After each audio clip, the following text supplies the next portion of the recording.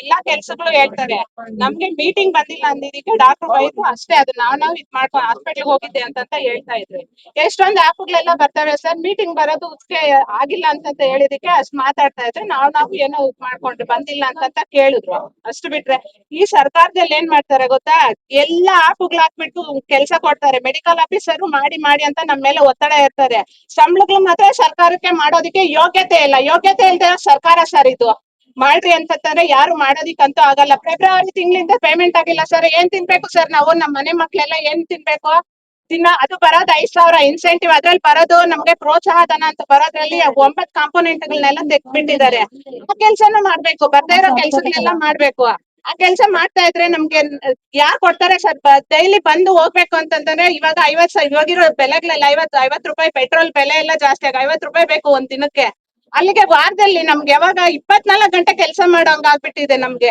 ಯಾವಾಗ್ಲೂ 2 hour 3 hour ಅಂತ ಹೇಳ್ತಿದ್ವು. ಇವಾಗ ವಾರದ ಪ್ರತಿ ದಿನಾನು 24 ಗಂಟೆನೂ ಕೆಲಸ ಮಾಡ್ಬೇಕು. ಮತ್ತೆ ಮಾಡಿಲ್ಲ ಅಂತಂದ್ರೆ ಅದಕ್ಕೆಲ್ಲಾನು ಅವ್ರಿಗೆ ಹೇಳ್ರಿ ಇವ್ರಿಗೆ ಹೇಳ್ರಿ ಬರ್ಕೊಡ್ರಿ, ಮಾಡೋದಿಕ್ ಆಗಿಲ್ಲ ಅಂದ್ರೆ ಬಿಟ್ಟೋಗ್ರಿ ಅಂತಂತೆಲ್ಲ ಈ ತರ ಟಾರ್ಚರ್ಗಳು ಕೊಡ್ತಾರೆ. ಏನ್ ಸರ್ 17 ವರ್ಷದಿಂದ ಮಾಡ್ತಾ ಇದೀವಿ. ಯಾರ್ ಬಿಟ್ಟೋಗ್ಬೇಕು ನಾವು? ಬಿಟ್ಟೋಗೋದಿಲ್ಲ. ಮಾಡ್ಲಿ ಸರ್ಕಾರದವರು. ಮೇಲಿನ ಅಧಿಕಾರಿಗಳು ಯಾಕೆ ಆತರ ಮಾತಾಡ್ಬೇಕು? ಬಿಟ್ಟೋಗ್ರಿ ಅಂತ ಕೇಳ್ತಾರೆ ಸರ್ ನಮ್ಗೆ. ಅದಕ್ಕೆ ನಾವ್ ಬಿಟ್ಟೋಗೋದಿಲ್ಲ ಅಂತ ಹೇಳ್ಬಿಟ್ಟು ಗಲಾಟೆ ಮಾಡಿದ್ದು ಅಷ್ಟೇ ಸರ್. ನಮ್ ಕೈಯಲ್ಲಿ ಲಾರ್ವಾ ಸರ್ವೆ ಮಾಡಿಸ್ತಾರೆ. ಪ್ರತಿ ಮಂಗಳವಾರ ಶುಕ್ರವಾರ ಕಂಪಲ್ಸರಿ ಮಾಡಿಸ್ತಾರೆ. ಮತ್ತೆ ಇದು ಅಫ್ಸಲ್ ಸರ್ವೆ ಅಂತ ಬರುತ್ತೆ, ಲೆಪ್ರಸಿ ಸರ್ವೆ, NCD ಇದು ಸಿಬ್ಯಾಕ್ ಮಾಡ್ಬೇಕು. ಇವಾಗ ಸಮಸ್ತ ಆಪ್ ಅಂತ ಬಂದಿದೆ ಸರ್, ಅದಂತೂ ನಾವ್ ಮಾಡೋದೇ ಇಲ್ಲ. ಈಗ ಸಮಸ್ತ ಆಪ್ ಮಾಡಿದೀವಿ ಅಂತಂದ್ರೆ ನಮ್ಮ ಆಶಾಗ್ಲಲ್ಲೇ ಸರ್, ನಮ್ಮ ಆಶಾಗ್ಲ ಅರ್ಧ ಜನ ಮಾಡ್ತೀವಿ ಅಂದ್ರೆ ಅರ್ಧ ಜನ ಮಾಡಲ್ಲ ಅಂತಾರೆ. ಲೆಟರ್ ಸೈನ್ ಮಾಡ್ರಿ ಅಂದ್ರೆ ಸೈನ್ ಮಾಡೋದಕ್ಕೆ ಹೋಗ್ತಾ ಇಲ್ಲ. ಆಶಾಗ್ಲೇ ನೆಟ್ಟಿಗೆ ಒಗ್ಗಟ್ಟಿಲ್ಲ ಸರ್. ಅದಕ್ಕೋಸ್ಕರನೇ ಸರ್ಕಾರ ನೋಡ್ಬಿಟ್ಟು ನಮ್ಗೆ ಆ ತರ ಆಗ್ತಾ ಇರೋದು. ಸಮಸ್ಯೆ ಆಪ್ ಮಾಡಿದೀವಿ ಅಂದ್ರೆ ಮುಂದೆ ನಮ್ಗೆ ಪ್ರತಿಯೊಂದ್ ಕೆಲ್ಸನ ಅದ್ರಲ್ಲೇ ಎಂಟ್ರಿ ಮಾಡ್ಬೇಕು. ಫಸ್ಟ್ ಅವ್ರ ಮೊಬೈಲ್ ಕೊಟ್ಟಿಲ್ಲ, ಕರೆನ್ಸಿ ಹಾಕ್ಸಲ್ಲ, ಮೊಬೈಲ್ ಕೊಟ್ಟಿಲ್ಲ. ನಮ್ ಸ್ವಂತ ಮೊಬೈಲ್ ಇಂದ ನಾವ್ ಮಾಡ್ತಾ ಇದ್ರೆ ನಮ್ ಫೋನ್ ಹಾಳಾಗೋದ್ರೆ ಯಾರ್ ಸರ್ ಕೊಡ್ತಾರೆ ನಮ್ಗೆ? ಯಾರು ಕೊಡೋದಿಲ್ಲ. ಫಸ್ಟ್ ಕೊಡ್ಲಿ, ಅವ್ರು ಕೊಟ್ಟು ಮತ್ತೆ ನಮ್ಮ ಹತ್ರ ಕೆಲ್ಸ ಕೇಳಿ. ನಾವ್ ಕೆಲ್ಸ ಮಾಡಲ್ಲ ಅಂತ ಹೇಳ್ತಾ ಇಲ್ಲ. ಅದಕ್ ತಕ್ಕನಂಗೆ ಪ್ರೋತ್ಸಾಹ ಧನ ಬರ್ಬೇಕು ನಮ್ಗೆ. ಅವ್ರ ಕೈಯಿಂದ ಮೊಬೈಲ್ ಕೊಡ್ಸಿ ಅದಕ್ ತಕ್ಕಂತೆ ನಮಗ್ ಬರ್ಬೇಕು ಅಷ್ಟೇ. ಹೇಳಿದೀವಿ ಸರ್, ಬಂದಿಲ್ಲ ಅಂತಂತ. THO ಸರ್ಗೆ ಹೇಳಿದೀವಿ, RCHO ಹೇಳಿದೀವಿ. THO ಗೊತ್ತು, ಮತ್ತೆ all taluk medical officer, district medical officer, ಇಡೀ ಕರ್ನಾಟಕ ಸ್ಟೇಟ್ ಅಲ್ಲಿ ಮೇಲೆ ಎಲ್ಲಾರ್ಗೂ ಗೊತ್ತು ಸರ್. ಸ್ಯಾಲ್ರಿ ಬರ್ತಾ ಇಲ್ಲ, ಅವರೇ ಬೇಜಾರ್ ಮಾಡ್ಕೊತಾ ಇದಾರೆ. ಸರ್ಕಾರದಿಂದ ಯಾಕೆ ಹಿಂಗ್ ಮಾಡ್ತಾರೆ? ತಿಂಗಳಿಗೊಂದು ಸಾಫ್ಟ್ವೇರ್ ಚೇಂಜ್ ಮಾಡ್ತಾರೆ ಸರ್. ಆ ಸಾಫ್ಟ್ವೇರ್ ಗಳಲ್ಲಿ ನಮ್ಮ ಅಮೌಂಟ್, ನಾವು ಮಾಡಿರೋಂತ ಕೆಲಸಗಳಿಗೆ ಪ್ರತಿಫಲ ಸಿಗ್ತಾ ಇಲ್ಲ ಸಾಫ್ಟ್ವೇರ್ ಅಲ್ಲಿ. ಅದನ್ನ ಕೈ ಬಿಡಿ ಅಂದ್ರೆ ಸರ್ಕಾರ ಕೈ ಬಿಡ್ತಾ ಇಲ್ಲ. ಅದ್ರಲ್ಲಿ ಏನ್ ಮಜಾ ಸಿಗ್ತಾ ಇದೆಯಾ ಅವ್ರಿಗೆ ನಮಗ್ ಗೊತ್ತಿಲ್ಲ. ನಮಗಂತೂ ತುಂಬಾ ಆಸೆಗಳಿಗೆ ಹೊಟ್ಟೆಗೆ ಹೊಡಿತಾ ಇದಾರೆ ಸರ್ ಸಾಫ್ಟ್ವೇರ್ ಗಳಿಂದ. ತಿಂಗಳಿಗೆ 2 ತಿಂಗಳು 6 ತಿಂಗಳಾಗಿದೆ ಸರ್, ಇವಾಗ ಸ್ಯಾಲ್ರಿ ಬಂದಿಲ್ಲ. 6 ತಿಂಗಳಿಂದ ಸಾಫ್ಟ್ವೇರ್ ಆಗ್ತಾ ಇಲ್ಲ. ಸಾಫ್ಟ್ವೇರ್ ಇಟ್ಕೊಂಡು ನಾವೇನ್ ಮಾಡ್ಬೇಕು? ನಿಮ್ ಕೆಲ್ಸ ಬೇಕಾ? ಬಂದು ಕೇಳಿ. ನಿಮ್ ಕೆಲ್ಸ ಫೀಲ್ಡ್ ಅಲ್ಲಿ ನಮ್ ಮೇಲಿನ ಅಧಿಕಾರಿಗಳು ಇದಾರಲ್ವಾ, ಅವ್ರು ಬಂದು ವೆರಿಫೈ ಮಾಡ್ಲಿ. ನಾವ್ ಕೆಲ್ಸ ಮಾಡಿಲ್ಲ ಅಂದ್ರೆ ನೀವೇನೇ ಕೆಲ್ಸ ಕೊಟ್ರು ನಾವ್ ಕೊಡಕ್ ರೆಡಿ ಇದೀವಿ. ನೀವು ನಮ್ಗೆ ಹೊಟ್ಟೆ ತುಂಬಾ ಊಟ ಕೊಡಕ್ಕೆ ನಿಮ್ ಸರ್ಕಾರಕ್ಕೆ ಯೋಗ್ಯತೆ ಇಲ್ಲ ಅಂತಾನೆ ಹೇಳ್ತಾ ಇದೀನಿ ಸರ್. ದಯವಿಟ್ಟು ಈ ಫೆಬ್ರವರಿ ತಿಂಗಳಿಂದ ನಮ್ ಸ್ಯಾಲರಿ ಆಗಿಲ್ಲ. ಏನು ತಿಂದು ಅದು ಬಡಪಾಯಿ ಆಶಾ ಹೆಣ್ಣು ಮಕ್ಕಳು ಸರ್ಕಾರ ಅಂತ ಹೇಳ್ತಾ ಇದೀರಲ್ಲ, ಯಾಕೆ ಹೆಣ್ಮಕ್ಳಾಗಿ ನಾವು ಆಶಾ ಕಾಣಿಸ್ತಾ ಇಲ್ಲ? ಯಾಕೆ ಕಾಣಿಸ್ತಾ ಇಲ್ಲ ಹೆಣ್ಮಕ್ಳಾಗಿ? ಎಲ್ಲರೂ ಇಡೀ ಕರ್ನಾಟಕದಲ್ಲಿ ಎಲ್ಲಾ ಹೆಣ್ಮಕ್ಳು ಕಾಣಿಸ್ತಾ ಇದಾರೆ. ಆಶಾ ಕಾರ್ಯಕರ್ತರ ಹೆಣ್ಣು ಮಕ್ಕಳು ಮಾತ್ರ ಕಾಣಿಸ್ತಾ ಇಲ್ವಾ ನಿಮ್ಗೆ? ಮತ್ತೆ ಇದೇ ವರ್ಷದಲ್ಲಿ ಬಜೆಟ್ ಅಲ್ಲಿ ಎಲ್ಲರಿಗೂ ಆಶಾ, ಅಂಗನವಾಡಿ, ಬಿಸಿ ಊಟ ಅಂತ ಹೇಳ್ಬಿಟ್ಟು 1,000 ಹೆಚ್ಚಳ ಮಾಡಿದ್ರು. ಅಂಗನವಾಡಿ ಕೊಟ್ಟು, ಬಿಸಿ ಊಟ ಕೊಟ್ಟು, ಆಶಾ ಹೆಣ್ಮಕ್ಳು ಅಂತ ಕಾಣಿಸ್ತಾ ಇಲ್ವಾ? ನಾವೇನಾದ್ರು ಪ್ಯಾಂಟ್ ಶರ್ಟ್ ಗಳು ಹಾಕೊಂಡು ಕೆಲಸ ಮಾಡ್ತಾ ಇದೀವ ಏನಾದ್ರು? ನಾವು ಹೆಣ್ಮಕ್ಳೇ ಅಲ್ವಾ? ನಮಗ್ ಕೊಟ್ಟಿಲ್ಲ. ಮತ್ತೆ ನೀವು ಆ ಕೆಲಸ ಮಾಡ್ರಿ, ಈಗ ಮಾಡ್ಲಿಲ್ಲ ಅಂದ್ರೆ ಬಿಟ್ಟೋಗ್ರಿ. ಯಾಕೆ 17 ವರ್ಷದಿಂದ ನಾವು ಕೆಲಸ ಮಾಡಿ ನಾವ್ ಯಾಕೆ ಒಂದು ಆಶೆ ಕೂಡ ಬಿಡೋದಿಲ್ಲ? ನೀವು ಏನ್ ಮಾಡ್ತೀರಾ ಮಾಡ್ಕೊಳ್ರಿ. ನಾವು ಹೋರಾಟ ಮತ್ತೆ ಮುಂದೆ ನಮ್ಮ ಹೋರಾಟ ತುಂಬಾ ದೊಡ್ಡದಾಗಿ ಹೋರಾಟ ಮಾಡಕ್ಕೆ ನಾವು ರೆಡಿ ಇದೀವಿ. ನಾವಂತೂ ನಮ್ ಸ್ಯಾಲರಿ ಸರ್ ಏನ್ ಕೇಳ್ತಾ ಇರೋದು ಗೊತ್ತಾ ಸರ್? ನಾವು 5,000 ಬರ್ತಾ ಇದೆ ಸ್ಟೇಟ್ ಇಂದ, ಸೆಂಟ್ರಲ್ ಇಂದ ಎರಡು ಸೇರ್ಸಿ ಸರ್ಕಾರ 10,000 ಕೇಳ್ತಾ ಇದೀವಿ ಸರ್. ಮಿನಿಮಮ್ ನಮ್ಗೆ ಇವಾಗ ಇರೋ ಬೆಳೆಗಳಲ್ಲಿ ತುಂಬಾ ಜೀವನ ಸರ್, ಒಂದು ಊಟ ಜೀವನ ನಡೆಸಕ್ಕೆ ತುಂಬಾ ಕಷ್ಟ ಆಗಿದೆ. ಗಂಡನ್ ಸಾಕ್ಬೇಕು, ಮಕ್ಕಳನ್ನ ಸಾಕ್ಬೇಕು, ಮಕ್ಕಳ ಸ್ಕೂಲ್ಗಳು, ಫೀಸ್ಗಳು ಸರ್. ಟೈಮ್ ಕರೆಕ್ಟ್ ಫೀಸ್ ಕಟ್ಟ ಟೈಮ್ ಕರೆಕ್ಟ್ ಸ್ಯಾಲರಿ ನಿಲ್ಲಿಸ್ಬಿಡ್ತಾರೆ ಸರ್. 6 ತಿಂಗಳು 7 ತಿಂಗಳು ಫೆಬ್ರವರಿ ಜನವರಿ ಎಷ್ಟು ತಿಂಗಳಾಗಿದೆ ಸರ್? ಹೋಗಿ 7 ತಿಂಗಳಾಗಿದೆ.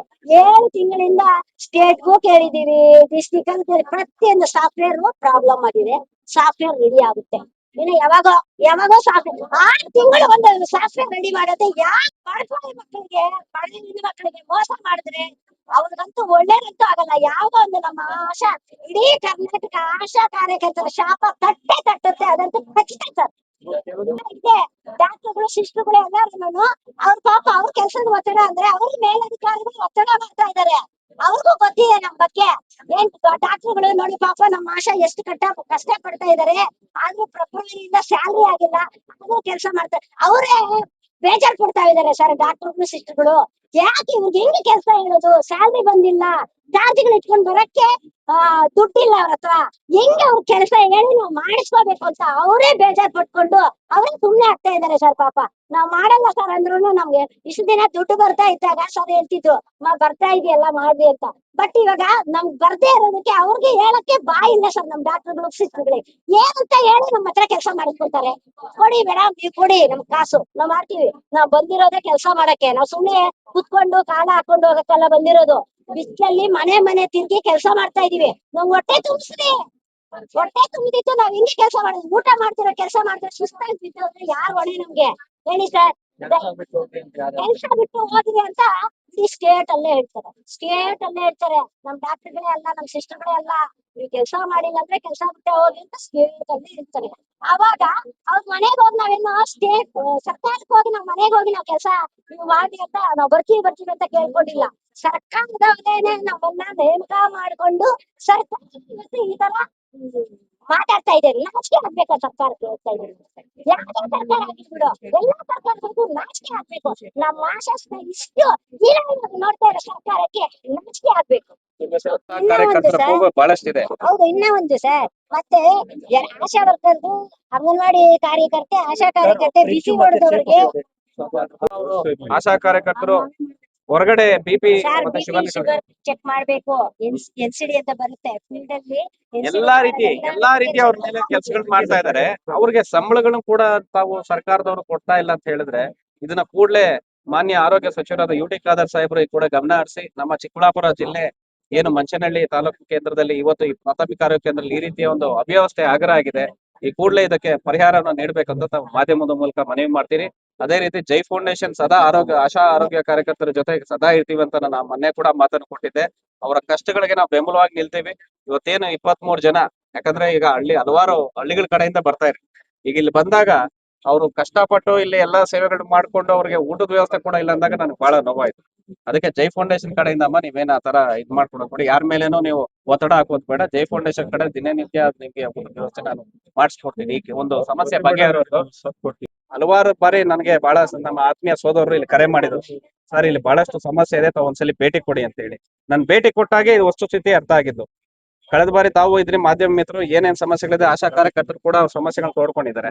ಯಾರು ಅವ್ರ ಪರವಾಗಿ ನಿಲ್ಲೋದು ಹೇಳಿ? ಈಗ ಅವ್ರ ಕೂಗು ಅವ್ರ ನೋವು ಯಾರು ಅದನ್ನ ಕೇಳೋದು? ಸರ್ಕಾರ ಕೇಳ್ಬೇಕು. ಇಲ್ಲಿ ಸರ್ಕಾರನೇ ಕಣ್ಮುಚ್ಕೊಳ್ತು ಇವತ್ತು ಸಂಬಳ ಇಲ್ದಿರ ಏನು ಉಚಿತವಾಗಿ ಅವರು ಸೇವೆನ ಸಲ್ಲಿಸ್ಬೇಕು. ಸಂಬಳಕ್ಕೆ ಅವ್ರು ಕೊಡೋ ಸಂಬಳನೂ ಕೂಡ ಏನು ಅವ್ರು ಏನು ಚುನಾವಣೆ ಪೂರ್ವ ಮಾತು ಕೊಟ್ಟಿದ್ರು ಅದು ಇಲ್ಲ. ಎಷ್ಟು ಮಾತು ಕೊಟ್ಟಿದ್ರು ನಮ್ಮ ಚುನಾವಣೆ ಪೂರ್ವದಲ್ಲಿ?